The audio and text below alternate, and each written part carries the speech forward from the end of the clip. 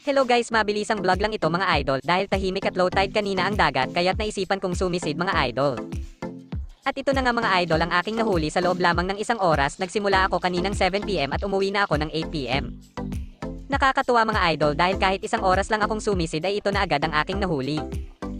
Fresh na fresh pa sila dahil halos buhay pa lahat sila. Sari-sari ito, may alimasag, isdang danggit, isdang molmol at pusit. Ang lalaki ng mga alimasag, mabibigat sila kaya't siguradong matataba sila. Nasa 4 na kilo lahat ang alimasag at mahigit 2 kilo naman lahat ng isda. Nakakatuwa di ba kung kailangan mo ng ulam sumisid ka lang sa batuhan sa tabing dagat at pag-uwi mo siguradong may pang-ulam ka na. Mayaman pa talaga sa lamang dagat dito sa lugar namin sa Ras Al Khaimah. Shoutout nga pala sa tropa kong si Greg Custodio, number 1 maninisid sa UAE, humanda ka na Greg, naglalabasan na sila. Mega shoutout sa tropa ko sa Canada, si Mr. Rashid, ang number 1 vlogger sa Canada. Wow, solo flight na ako sa pagsisid, bumalik ka na dito para sisid ulit tayo, madami na ulit crabs dito. At dahil nagugutom na si ako ay kailangan na nating magluto ng ating kakainin.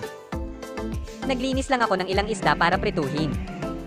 At magluluto lang ako ng 4 na alimasag para sa dinner ko and the rest ay ilalagay ko muna sa refrigerator. Ayan, nailagay ko na lahat sa loob ng freezer, pwede na akong magluto. Inuna kong prituhin ang isdang molmol. Wow, mukhang masarap, medyo pa-crispyhin pa natin mga idol. Isunod na natin ang danggit. Pa-crispyhin din natin gaya ng molmol. At ito na nga po mga idol, luto na ang ating menu for dinner. Mukhang naparami yata ang naluto ko, paano ko kaya ito uubusin?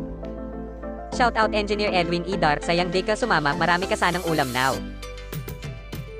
Shoutout Engineer Mariapan, come here we will eat together.